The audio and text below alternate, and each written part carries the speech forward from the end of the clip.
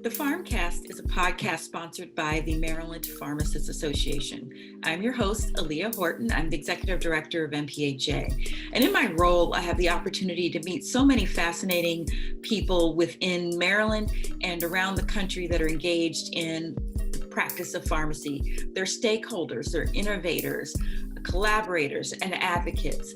And this is my opportunity to bring those conversations and experiences to you.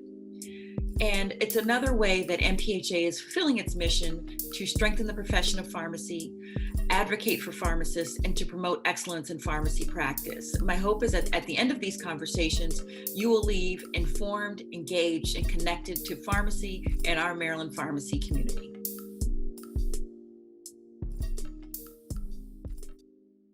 Welcome to the Pharmcast. We are back for season 3, and I'm so happy to be here with Mariama Boney. Mariama, LMSW, CAE, CPEC, and she's going to tell us about what all those acronyms are. But she is president and CEO of Achieve More LLC, a consulting firm that brings together human performance and organizational dynamics with a solution-focused approach. Her team is committed to creating safe spaces for associations, nonprofits, education, and corporate transformation through change leadership. She's also the chair of the American Society of Association Executives Ethics Committee. That's correct, right? Yes. Okay, great. And as CEO of her firm, she's done a lot of work working with leaderships and nonprofits in the private for-profit spaces. And I believe her perspectives and the work that she's done can really provide some insight on leading and working in toxic environments, working in challenging environments, particularly when an individual does not have control of their circumstances, or I guess, or so they think. And so that's why I wanted to talk to Mariama, because we do have some challenging times right now within a particular section of our community pharmacy area. And it's been in the news. We know the people that are listening to this podcast know what I'm talking about. And so I wanted to talk to someone who has worked in this area and can provide some perspectives. But before we get to that, let's talk about who you are, a little bit of your career trajectory. You can explain all these acronyms, and then just talk about how you got into the space leading and providing leadership on change within corporate spaces. Yeah, thanks, Aaliyah. It is great to be here and really excited to be talking about these initiatives, especially as it relates to leadership and the role that ethics, as well as even burnout, plays in terms of how we're showing up every day in our work settings and the various environments that we have to continue to navigate. And so as a licensed social worker in both Maryland and Virginia, I really think that it's important for us to dig deeper and really look at the underlying issues that are happening within organizations, because that certainly is affecting performance. And we know that it's also affecting profits and certainly the connection that we have with our communities. So as a graduate of Syracuse University, their social work program many years ago, I have also been doing this work and started doing this work with colleges and universities, and then came over to doing some of this work in associations, and then have also worked with some corporations as well. And so that is, for me, what's really important is remembering that there is a human side to all of this, and we bring all of who we are into our leadership each and every day, and making sure that that is in alignment with the kind of environment that we want to create so we can do the best work of our careers.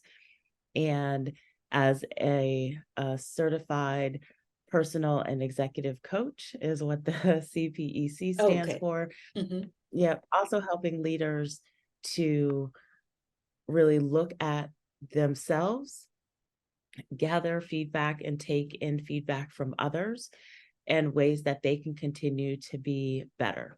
And so with achieve more, we focus in on really helping individuals to be better, achieve more, and maximize results. And that's what we believe.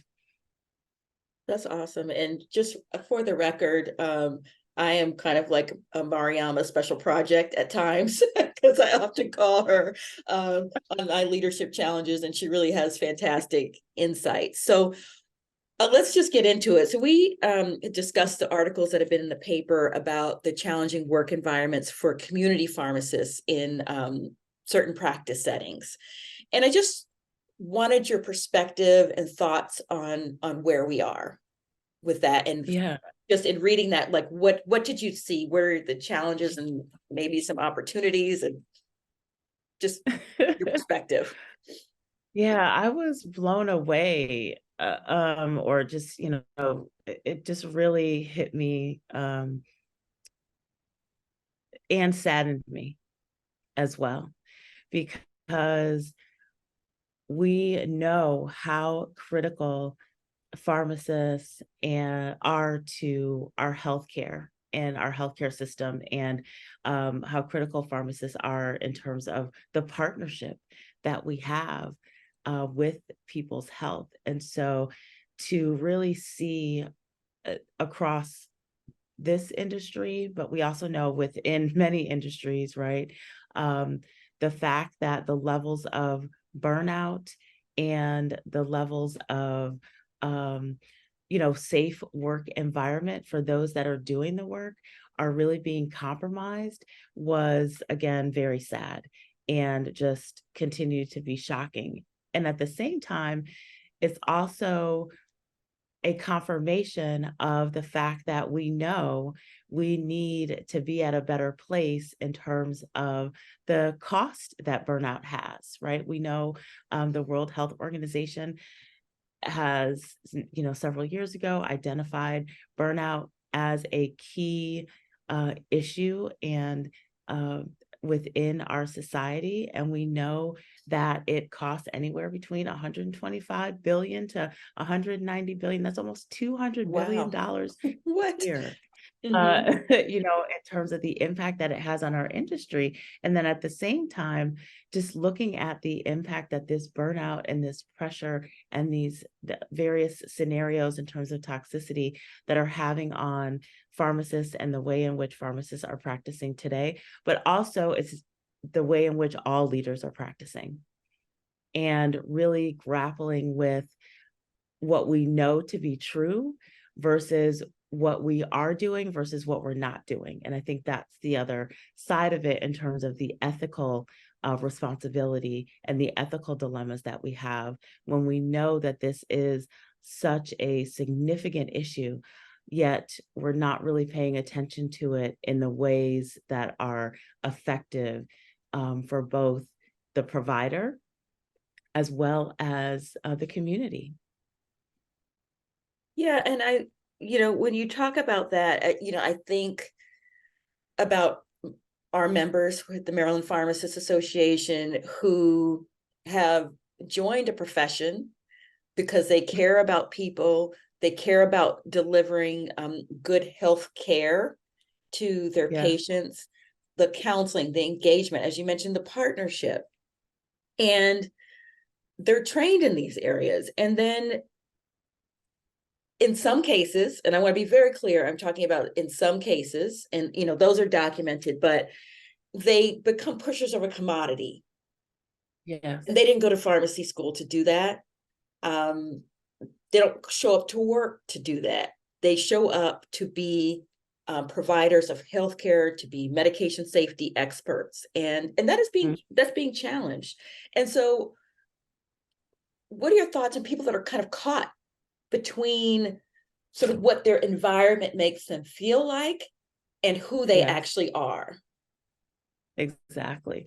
Yeah, and I think that that is one of the key dilemmas, because we desperately need pharmacists. Mm-hmm. And at the same time, we also know that pharmacists are in this field to practice safely, Mm-hmm. and because they do care. And it's not like, when you go to the store and somebody asks you, do you want a credit card, and you're trying to meet your quota related to credit cards. That's one of the Mhm. things when I have heard about some of these challenges, the pressure that pharmacists are receiving to meet various quotas and numbers, and, just seems very salesy, Mhm. and being in that kind of environment is a dilemma. And for colleagues and pharmacists that are in those situations, really being able to understand that they do have the capacity to manifest something different. Mm. And also, though, to be able to look at the environment within which they are in and how they can really manifest for themselves a healthier dynamic, as well as be raising issues and concerns to leadership. Mhm. Now, of course, there's like some fascinating neuroscience out there about this. And recognizing the way in which we actually take in all this negativity and how we can turn it around and really utilize it for our own, and transition it into, positivity and into different results that we would have for ourselves. So that's where the brain body connection is really important when we talk about the different types of environments and the toxicity that people are experiencing, and understanding our levels of cortisol, understanding, our levels of cortisol, which also is kind of our stress and anxiety hormone, and the way in which we're managing that, and how we can actually change that dynamic just by the way in which we think. But of course, also, we have to do other things in terms of rest, sleep, making sure that we are also kind of training and retraining our brain regarding what we're telling ourselves about the environments that we're in, and how we continue to, put on that armor if this is a situation that we have to continue to go into. Mhm. And there's also a reality that we do have to assess and make sure that we are being realistic about the environments that we're going into, and making sure that we are practicing ethically and not doing something that others might ask us to do that we know are against the certificates, the licenses that we have. And that in itself can also be very challenging to sometimes really speak up and raise those issues and concerns. Yes, and there has been, as we talked about in the articles, there's been sort of a growing, a kind of a groundswell, I would say, of pharmacists within that space raising concerns. Others have left that particular practice setting, Yeah. and the concern that I think the broader community has is that, and I'm using community interchangeably, I should say. So when Yes. I talk about community pharmacy, that includes the broad spectrum of, there's independent pharmacies, there are the chain pharmacies, and that's all under the Mhm. community pharmacy umbrella. But what Yeah. we have seen is that while they all kind of have the same pressures in terms of something called the pharmacy benefit managers, and I won't get into that with you because that's a whole other thing about pharmacies. I won't go into detail, but essentially, pharmacies are being reimbursed well under the costs of the Yeah. medications, as well as not being compensated for the time it takes to safely dispense the medications. And so Yes. there are contracts that are in place where they're under compensated for the cost of what's going out and not getting Mhm. paid for the time. So Yes. like it might be 2 cents. And Of so course. that is not a sustainable model. But what we're seeing though is that these workplace challenges and some of the toxicity and other things that we're seeing, and the burnout are different within these different types of community pharmacies, Yeah. which are like the brick and mortar kind of shops. And so that's an interesting piece. Both are affected by the same external impacts, but Yes. internally they're managed much differently, or at least that is the feedback that we get from the pharmacists in those spaces. Yeah, and it's interesting because although the dynamics are similar, it's also very interesting that the impact is gravely different, Mhm. right? Yeah. And I think that is of significant concern to all of us. You know, the fact that I go to said pharmacy and uh, realize now that I can't go between the hours of 11 and 1, perhaps, or 11 and 12, because my pharmacist, and they don't have enough pharmacists on the staff to be able to service during that time. And yes, pharmacists do deserve to take a break. They do Mhm. deserve a lunch hour.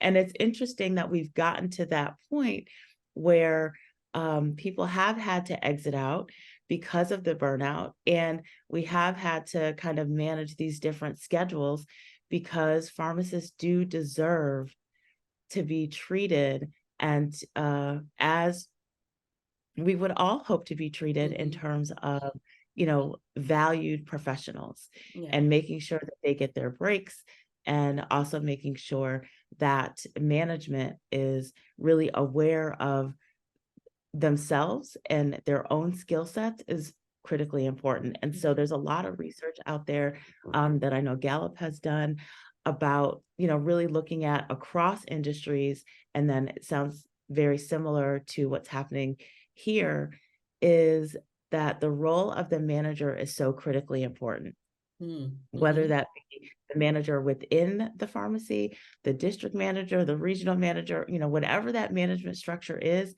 it's critically important. And people have to begin to assess their management and supervisory skills in terms of how they work with others and the type of environment and the pressures that they're putting people under.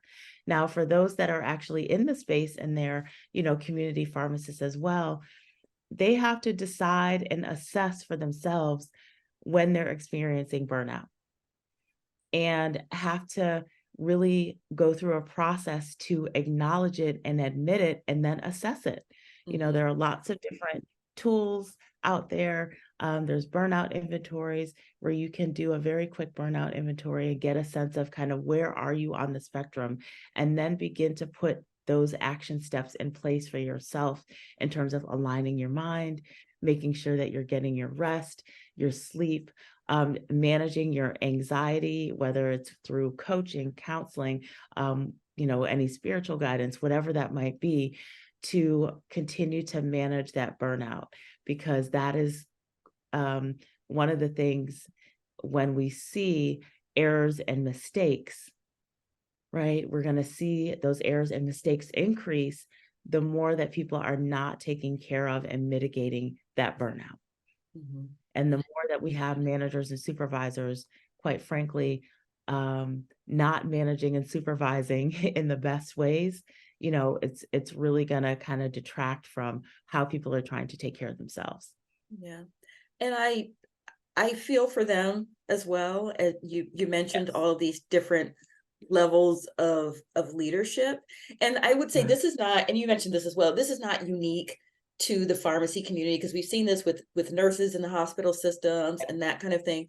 Um, that balancing of being in this leadership space, and as you mentioned, many of them have been pharmacists that have worked their way up and are in more of these supervisory roles, but sort of balancing where, and I can't say this is not for all, but there are spaces, if this is a corporate environment, where Mhm.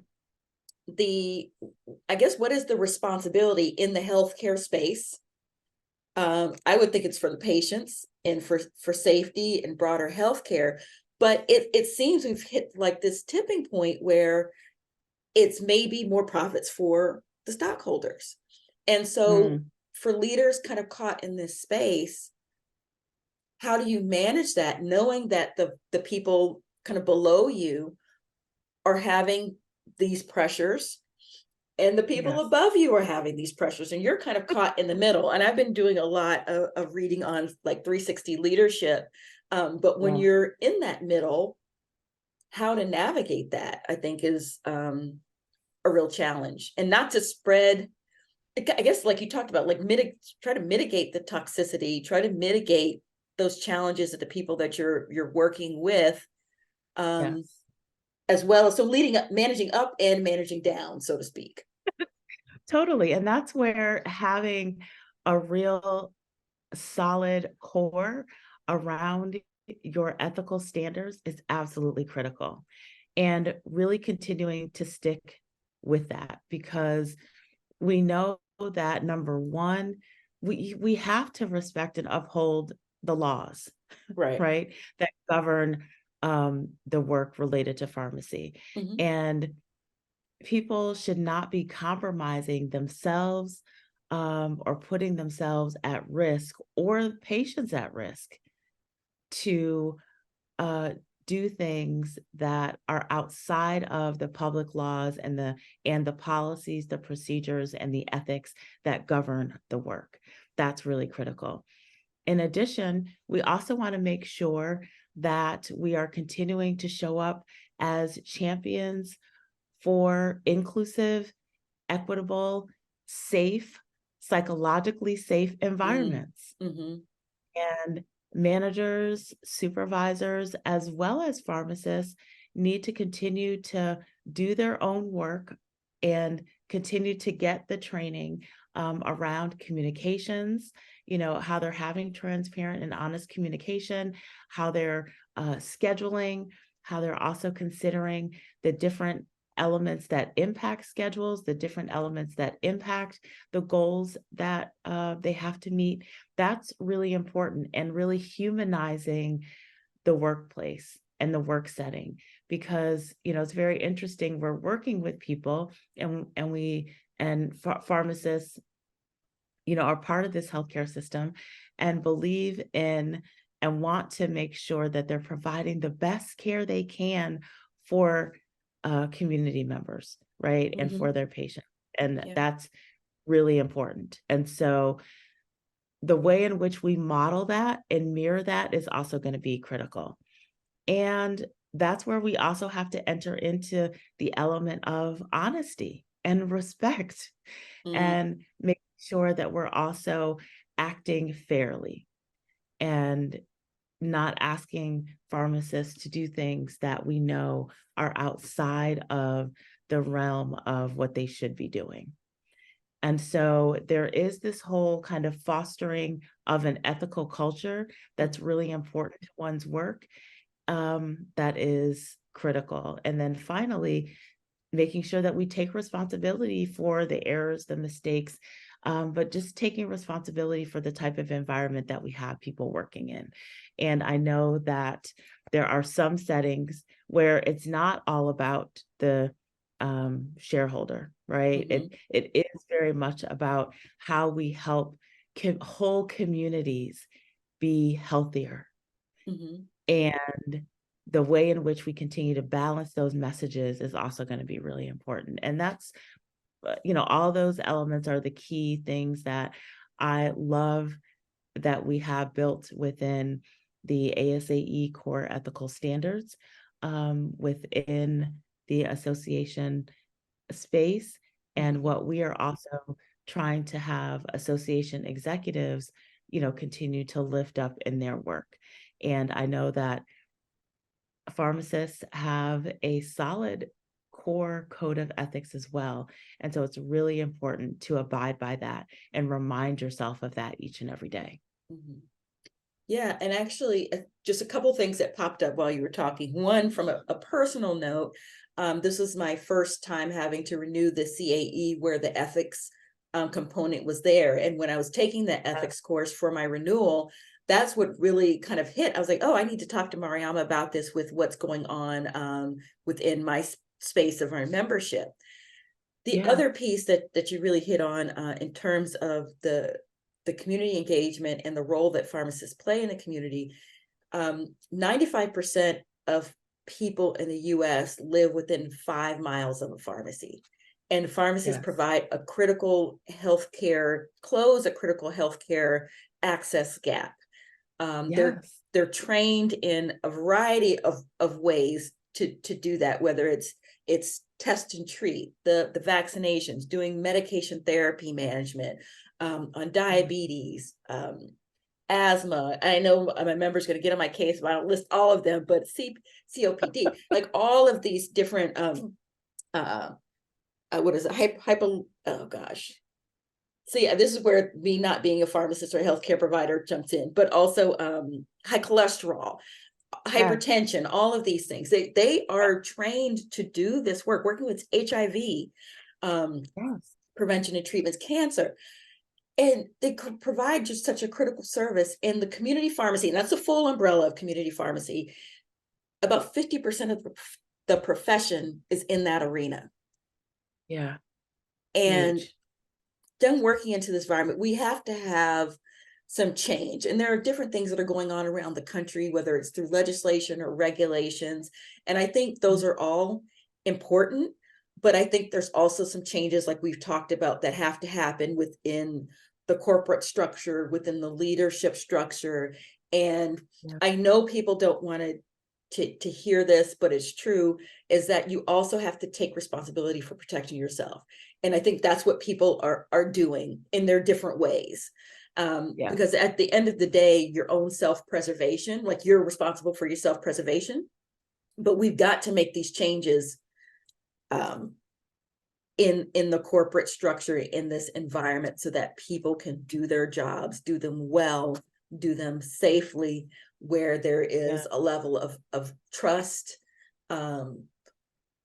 with, with that relationship. And so yeah, this conversation has been really helpful, and actually some things I got to go back and look at and think about. But I think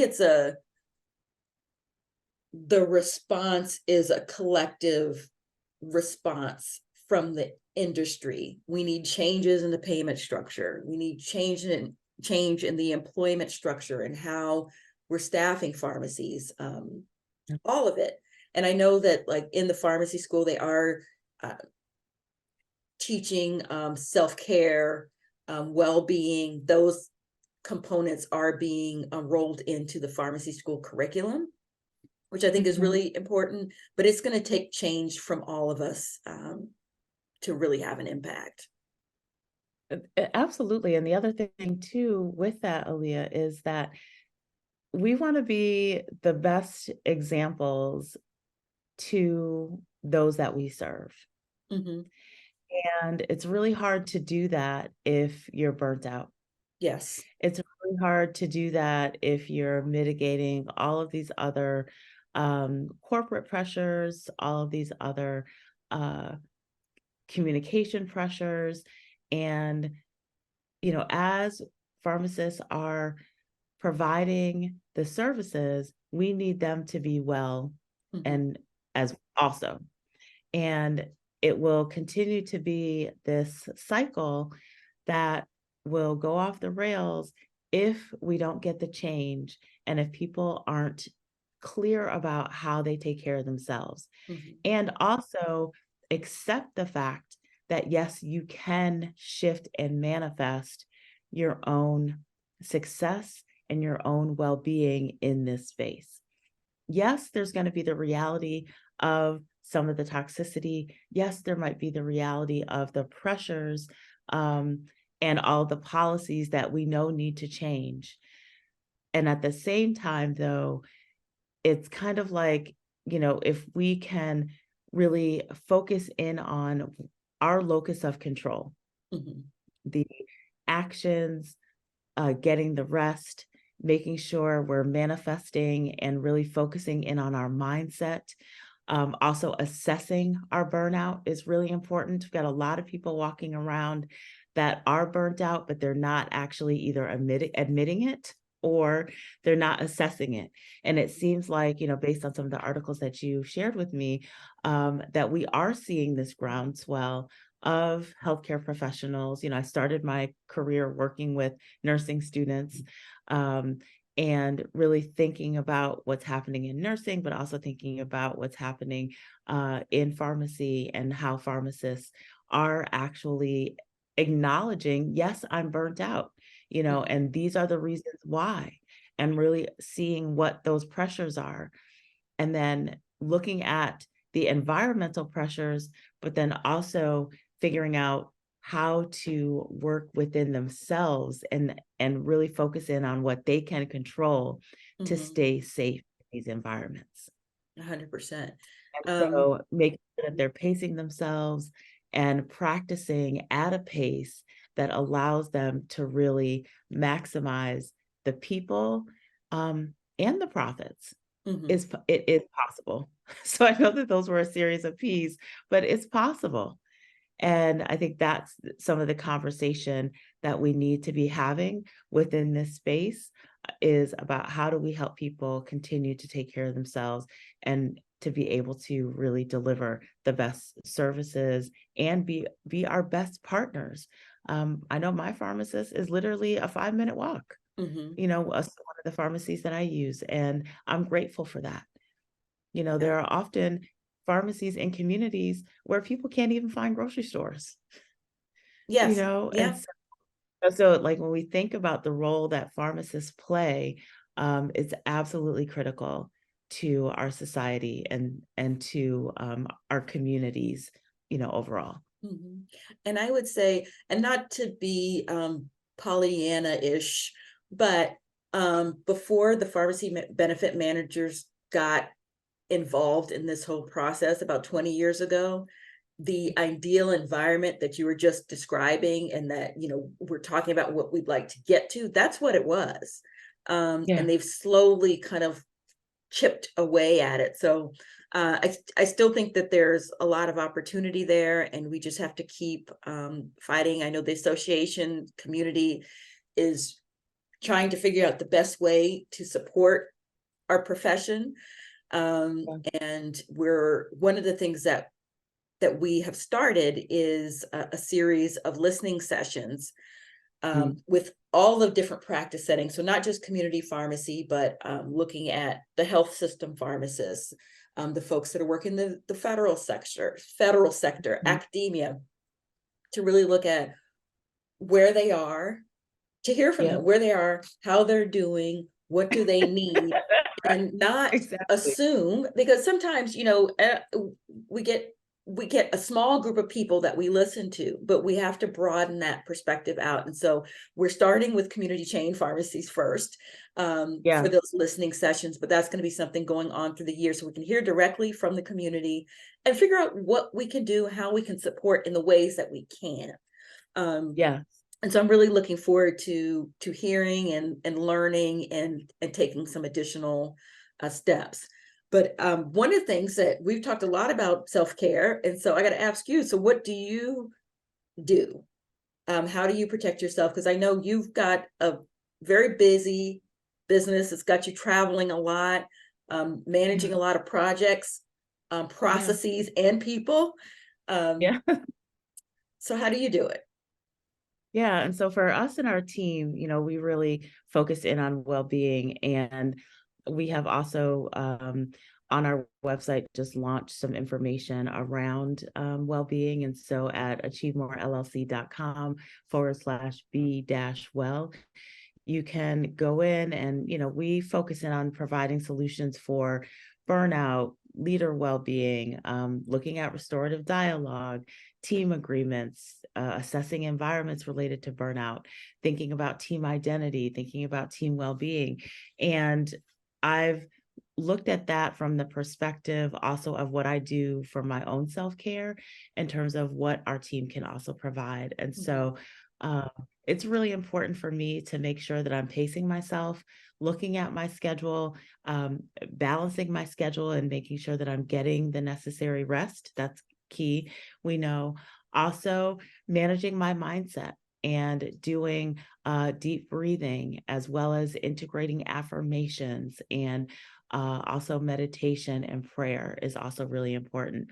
Certainly, how I'm eating and exercising is also important as well. Mhm.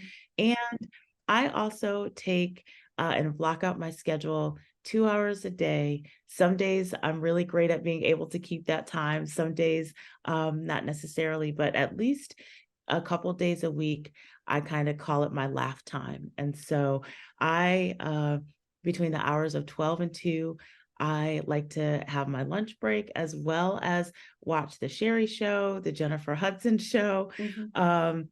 And on the days that I miss it, I always go back and take a look at it because that's my laughter time. Mhm. That's the time where I can just kind of decompress, uh, plug in, and get some laughter into my system. And I think that that's really important because we also know that laughter also unleashes different kinds of hormones and endorphins, et cetera, that can also help us to get through the rest of the day and kind of counteract some of the stress hormones that we see related to cortisol.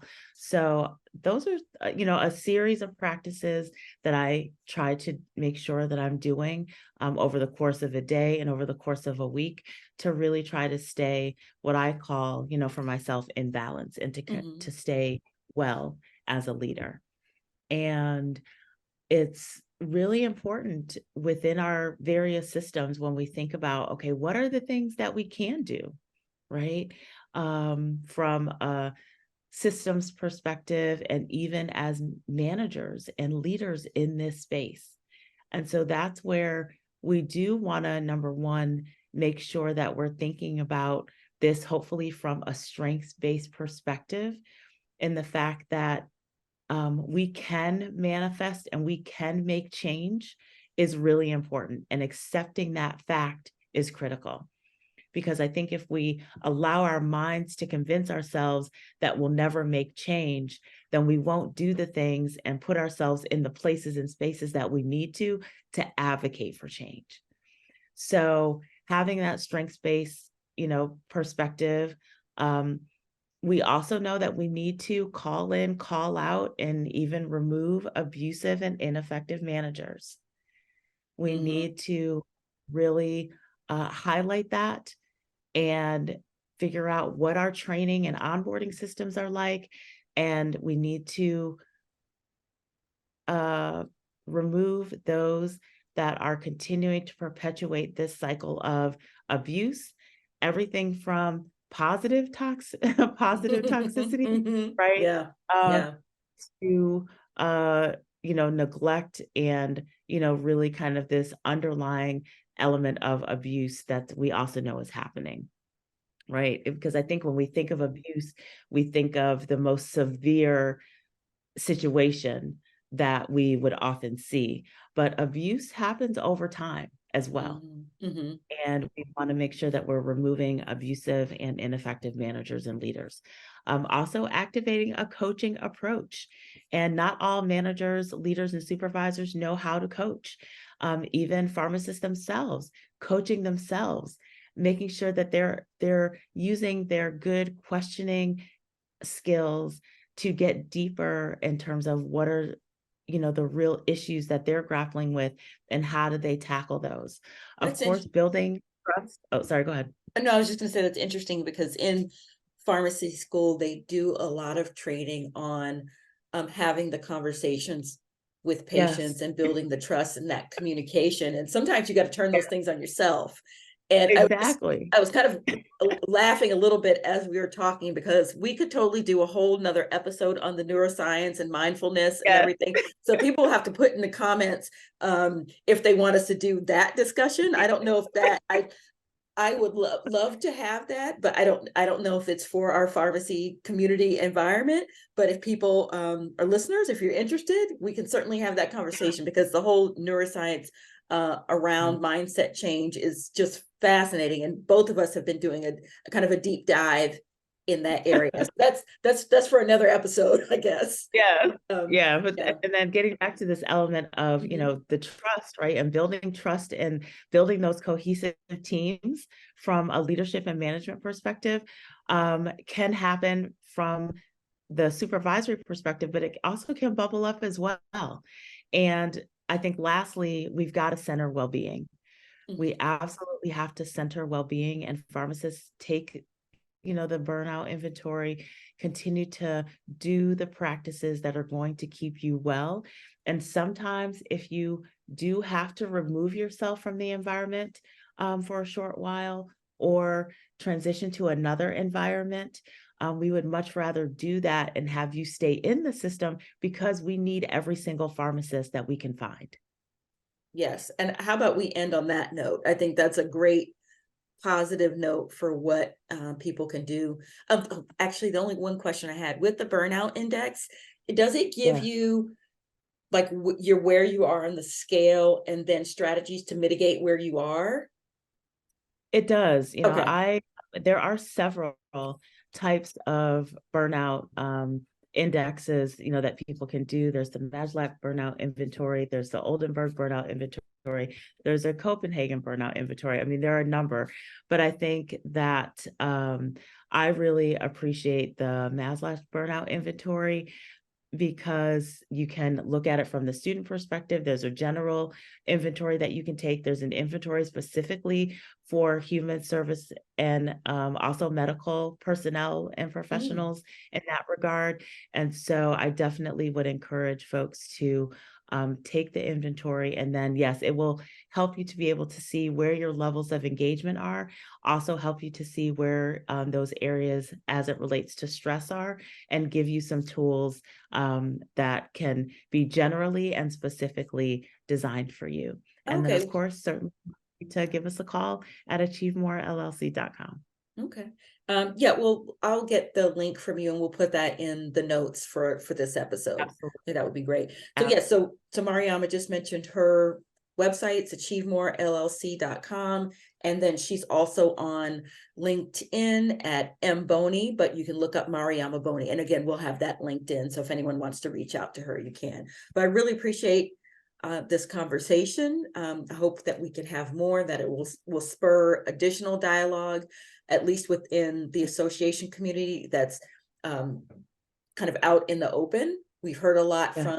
from pharmacists through the news and through chat groups, but we want to continue to elevate the voices of our community and the profession that we're here to support. So thank you for Thank that. you. And we'll end on that note. All right. Absolutely. Thank you, everyone.